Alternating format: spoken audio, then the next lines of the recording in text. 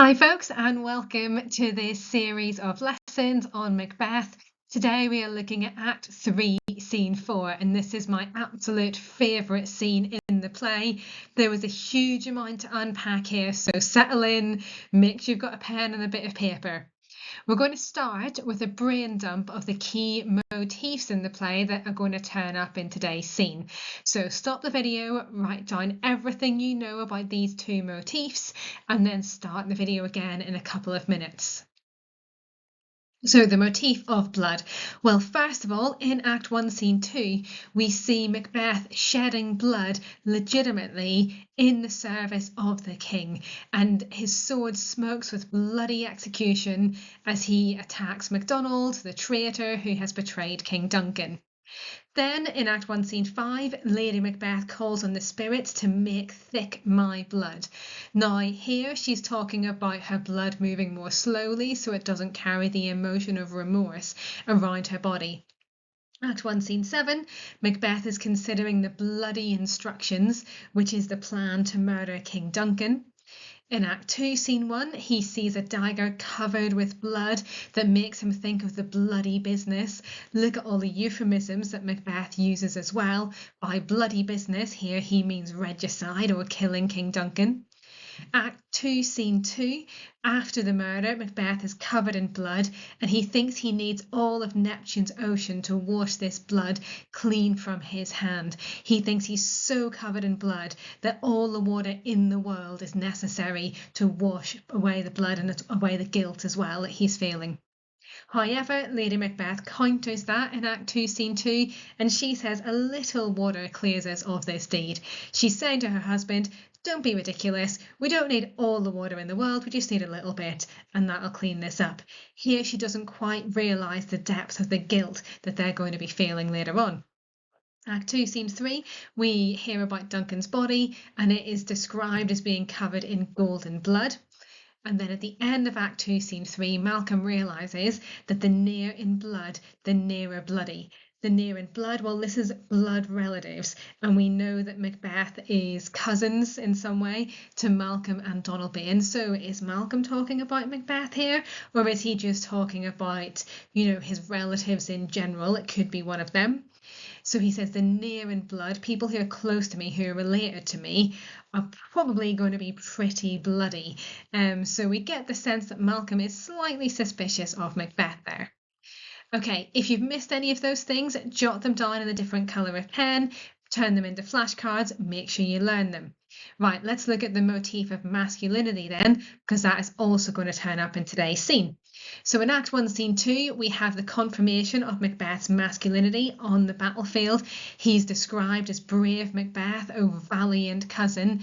So here we see that being masculine involves being courageous, being able to defend your country, being loyal to your king, being a good leader of other soldiers. However, Macbeth is maybe not quite so masculine off the battlefield, because in Act 1, Scene 5, Lady Macbeth worries that he is too full of the milk of human kindness to catch the nearest way. Now, milk we know is associated with women through breastfeeding and all of that. So what Lady Macbeth is saying here is that her husband is a little bit too feminine, a little bit too weak in order to catch the nearest way, which is murdering Duncan to get the crown. Then in Act 1, Scene 7, Macbeth is thinking, actually, you know what? I'm not going to go through with this regicide. I don't want to kill King Duncan.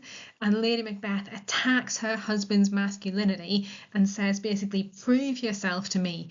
When you durst do it, when you dare to do it, then you were a man. She wants him to prove his masculinity by killing Duncan. Now that's really important because she's going to use the same tactic in Act 3, Scene 4. Then in Act 2, Scene 2, after the murder, again, Macbeth is dithering, he's worrying, he's afraid, he's losing control of the situation. And again, Lady Macbeth manipulates his masculinity, and she says that she would shame to wear a heart so white. A white heart is someone who's afraid, who's weak, and who, by implication at this time in history, is rather feminine. So she's saying, come on, Macbeth, man up, wash your hands, sort yourself out. Then in Act 3, Scene 2, Macbeth used that tactic of manipulating masculinity, but he uses it against the murderers. He mocks them and he says, in the catalogue you go for men, as in you appear to be men, prove yourselves by killing Banquo. So he's learnt that tactic of manipulation from Lady Macbeth and he uses it against the murderers. Let's get into Act 3, Scene 4 then. And in this scene, we're going to see how Macbeth is overwhelmed by the blood he has shed. It really literally comes back to haunt him. And we also see Lady Macbeth using that tactic of mocking Macbeth's masculinity, or at least she tries to, but it doesn't work quite as well as it did earlier in the play. Act 3, Scene 4 is a banquet scene, so I want you to pause and just have a think. Why do people have feasts, banquets, parties? Why do we do this in our culture? What is it all about? Once you've had a bit of a think, start the video again. Well, mainly to celebrate an event, and we have a celebration in this scene. It's celebrating Macbeth's coronation, his accession to the throne. Also, feasts and parties unite people, they bring people together. It's all about bonding, and this is the same in Macbeth. He's having this feast for his thanes and his lords to unite them, to bind them to him, to show his generosity to them as well. But for Macbeth, this is also an assertion of his power and his authority over his thanes. As we read through this scene, I want you to use this table to take some notes. So you might want to pause the video, copy the table down, and then start the video again when you're ready to read the scene with me. Okay, first thing we're going to look at is Macbeth's arrival on stage. So we have a banquet prepared, enter Macbeth, Lady Macbeth, Ross, Lennox, lords and attendants. We've seen this big dramatic entry a few times in the play. Duncan does it. There are trumpets and he enters with lots of servants and attendants. Macbeth has done this at the start of Act 3 and now he's doing it again at the start of Act 4. This is announcing his authority, his power, his control, and his kingship to everybody. And he starts the feast by saying, you know your own degrees, sit down. So he's telling everyone, you know where you're supposed to sit. So, get yourself sorted, sit down, whatever. But he's taking control of what's happening at this feast. Okay, so pause the video, jot down a couple of ideas in that first row, and then start the video again when you're ready. Right, here's my summary of what we talked about.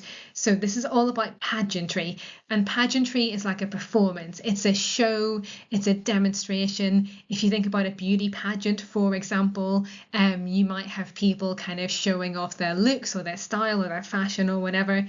Well, pageantry in this sense is an assertion of power and authority. It's a celebration of Macbeth's kingship. Right, let's move on. So they've all sat down and the lords say, thanks to your majesty, look at how they address Macbeth. They're addressing him really respectfully, making sure he knows that they respect him as king. And Macbeth says, ourself will mingle with society and play the humble host. Our hostess keeps her state, but in best time will require her welcome. So Macbeth is going to mingle with everybody. And Lady Macbeth says, pronounce it for me, sir, to all our friends, for my heart speaks they are welcome. So this is a big show of the Macbeth's generosity, their welcome to their friends. Keep your enemies, what is it? Keep your friends close and your enemies closer. It's probably that kind of thing going on here. And then, unseen by most people on stage, the murderer comes up to the door. And Macbeth continues talking to his guests. He says, see, they encounter thee with their heart's thanks. Both sides are even. Here, I'll sit in the midst. Be large in mirth and normal, drink and measure the table round. So he's talking about drinking. He's sharing the wine or whatever it is with his guests, and then he turns to the murderer that no one else can see, and he whispers to him, there's blood upon thy face. And the murderer says, 'tis Banquo's then. Right, Macbeth is delighted. 'Tis better thee without than he within. Is he dispatched? The murderer, my lord, his throat is cut. That I did for him. And Macbeth, thou art the best of the cutthroats. Delighted, overjoyed, Banquo is dead. There is no remorse from Macbeth here whatsoever. And then he continues, yet he's good that did the like for Fleance. If thou didst it, thou art the non-pareil, as in you're the best murderer that ever was if you also killed Fleance. And here the murderer has got to make his confession. Most royal sir, Fleance is escaped. Now Macbeth says, then comes my fit again, had else been perfect, whole as marble, founded as the rock, as broad and general as a casing air. So he was happy, he was perfect, he was in a really good mood, and now his fit, his upset, his distress, his anxiety, the scorpions have come back into his brain. And he says there in yellow, now I am cabined, cribbed, confined, bound into saucy doubts and fears. So cabined, imagine yourself in a little kind of cabin in the woods, I suppose, that you're quite enclosed. Cribbed, think of a baby's crib or a cot, again, quite an enclosed space. Confined means to be enclosed, to be entrapped. Bound means that as well. And he's trapped by his doubts and his fears. Now, the word saucy always gets a giggle when I'm teaching this. Doesn't mean what you think it means. It just means kind of something that's rather insolent, something that won't go away, won't leave you alone. It keeps kind of cheekily coming back. So Macbeth feels trapped by his fear. And then he double checks, but Banquo's safe, as in Banquo's dead. The murderer says, I, my good lord, safe in a ditch he bides, with 20 trenched gashes on his head, the least a death to nature.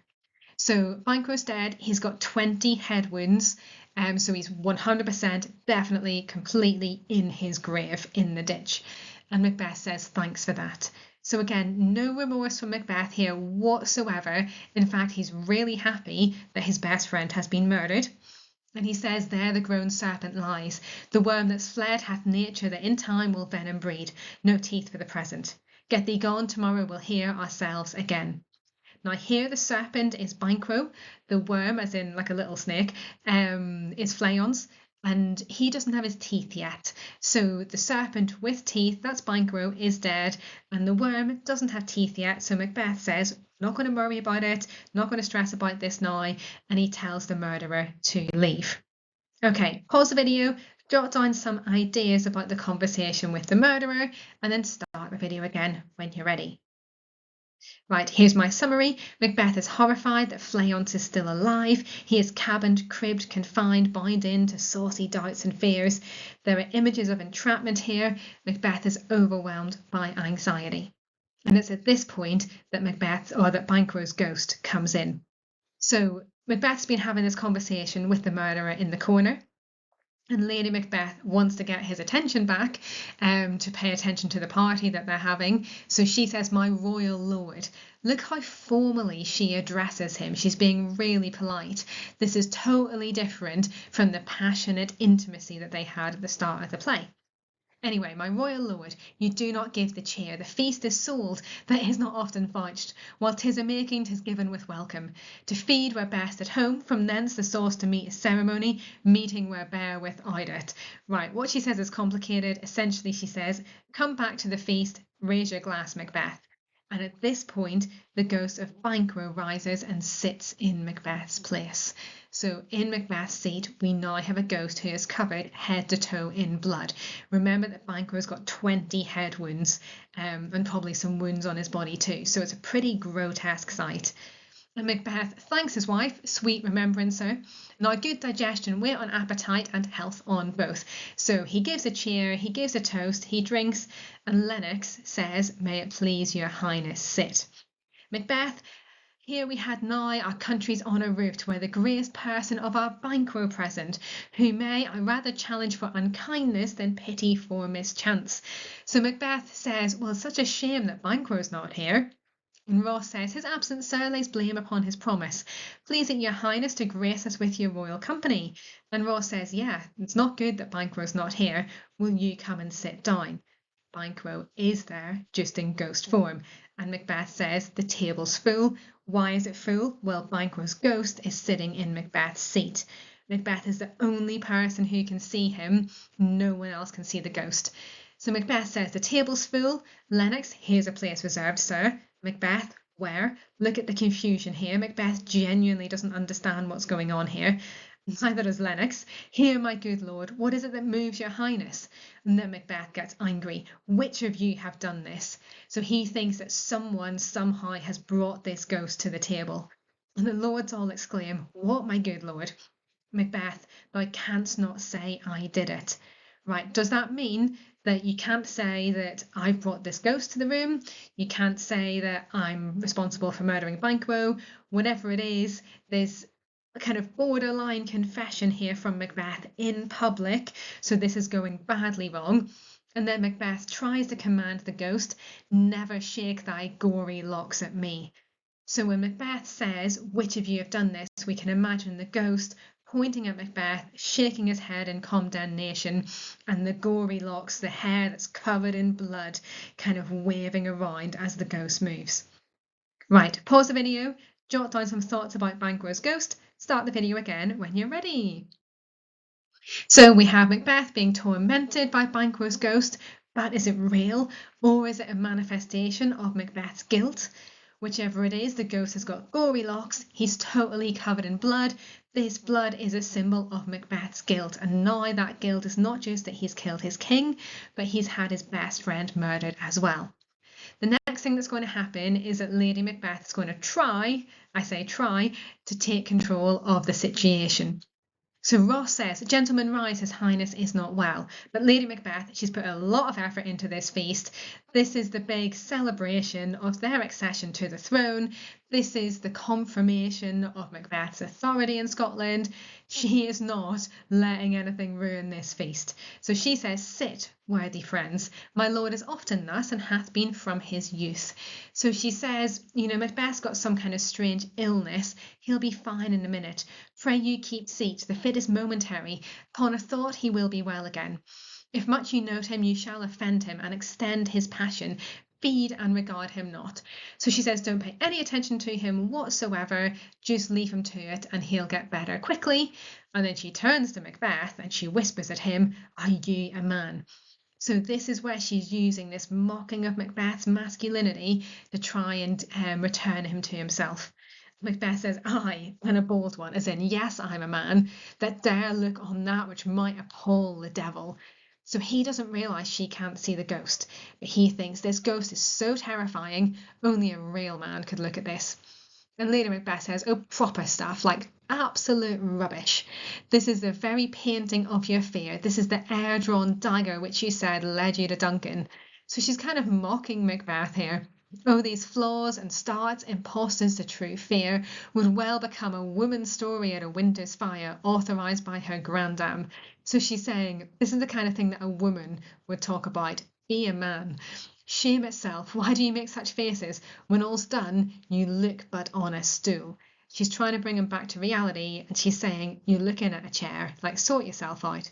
Macbeth says, prithee, see there. Behold, look, lo, how say you? Why, what care I, if thou canst not speak too? So he's talking to Lady Macbeth, saying, look, see what I can see. Then he speaks to Banquo's ghost. If you can nod, can you speak? And then he says, if charnel houses and our graves must send those that we bury back, our monuments shall be the maws of kites. This is an absolutely disgusting, horrific image. A charnel house is a place where you'd store the remains of the dead, as a grave would be as well. And Macbeth is saying, if the dead are going to rise again, if they're going to come back to life, then our monuments, our graves, our graveyards will be places where kites will feast. Now, kite is a type of bird. We've seen lots of birds in the play so far, and kites, like crows, are carrion birds, so they feed on dead bodies. So Macbeth says, right, if people are going to start to rise from the dead, the carrion birds are going to come and they're going to eat their dead bodies. And then the ghost disappears. Lady Macbeth uses this tactic again, what quite unmanned in folly, and Macbeth is insistent, if I stand here, I saw him. Lady Macbeth, fie for shame. Macbeth, blood had been shed ere now in the olden time, a humane statute purged the gentle wail. Aye, and since too, murders have been performed too terrible for the ear. The time has been that when the brains were out, the man would die, and there an end. But now they rise again. So he's saying it used to be if you kill someone, they would die, but now it seems that dead bodies are coming back to life. With 20 mortal murders on their crowns and push us from our stools. This is more strange than such a murder is. Lady Macbeth, my worthy lord, your noble friends do lack you. So she's telling him to control himself, reminding him that he is the host of the party. Macbeth says, I do forget. Then he turns his attention to his guests. Do not muse at me, my most worthy friends. I have a strange infirmity which is nothing to those that know me. Come love and health to all, then I'll sit down. Give me some wine, Phil, fool. I find this quite entertaining. He's asking for a drink, and he probably really needs one at this point. I drink to the general joy of the whole table, and to our dear friend Banquo, whom we miss, would he were here. This is outrageous. Macbeth has just seen Banquo's ghost. He's had a moment of total madness and distress when he's seen it. And now he refers to Banquo again and he says, oh gosh, I miss my best friend Banquo. And then that seems to conjure the ghost again. So the ghost rises again. To all in him we thirst and all to all. And the Lords say our duties and the pledge, but the ghost is back. Okay, pause the video. Fill in the next row when Lady Macbeth tries to take control, and then start the video again when you're ready. Right, well, we have the imperatives that Lady Macbeth uses to try and command the Lords, and then she uses that tried and tested method of attacking Macbeth's masculinity. She does this to bring him back to reality, but the method does not work as well as it did before. Now let's look at Macbeth's complete descent into madness. The ghost has come back and Macbeth yells, "Avaunt and quit my sight." Avaunt means get away from me, get out of here. Let the earth hide thee. Thy bones are marrowless, thy blood is cold. So here he's saying, look, your blood is cold, you're dead, go back to your grave. But the ghost does not pay any attention to him. Macbeth continues, thou hast no speculation in those eyes which thou dost glare with.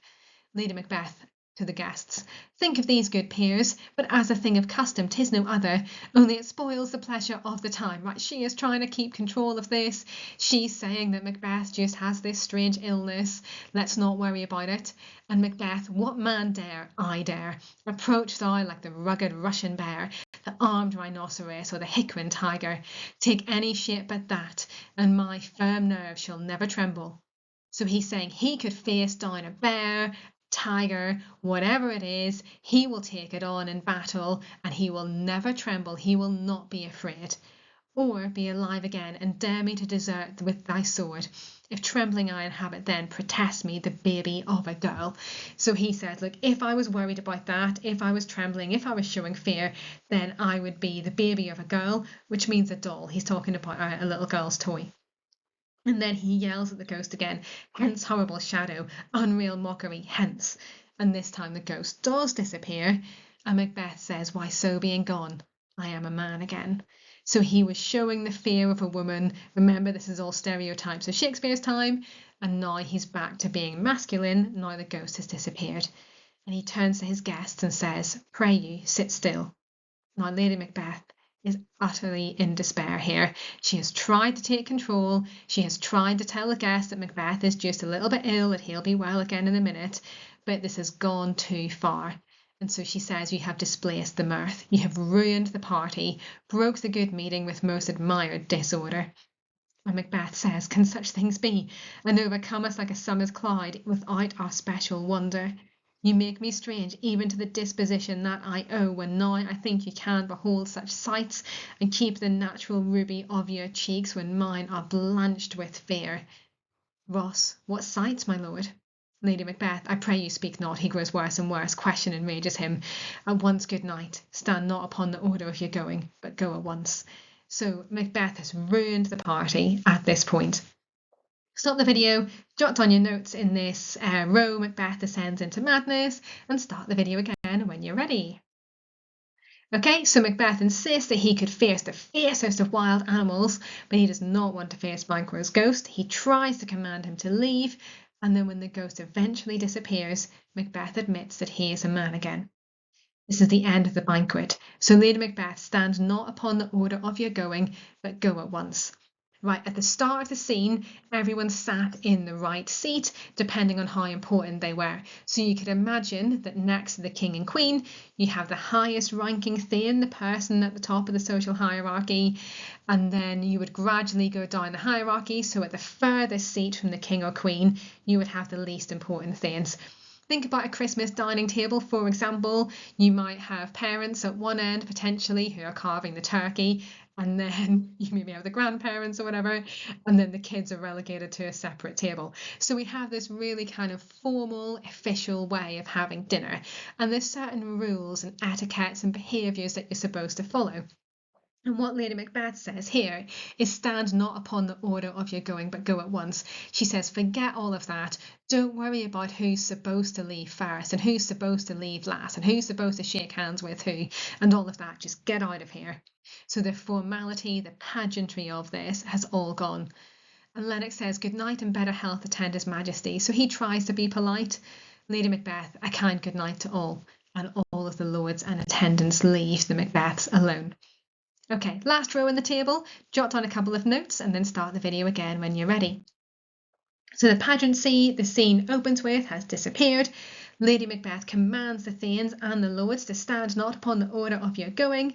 That is, do not follow the etiquette, just leave quickly. We see that Macbeth has lost control and Lady Macbeth is really struggling to maintain appearances. Right, we talked about two different motifs in this scene.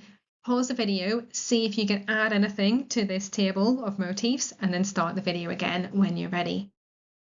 So two things to add then. Macbeth sees Banquo's ghost as being covered in gory locks. He says that blood is cold. So we've got the blood associated with the guilt of killing Banquo.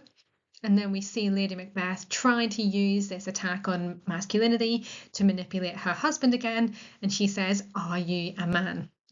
Okay, there is a little bit more to this scene. It's a bit of a mammoth task getting through this one. So really well done if you've made it this far. In the next video, we'll look at the final section of this scene.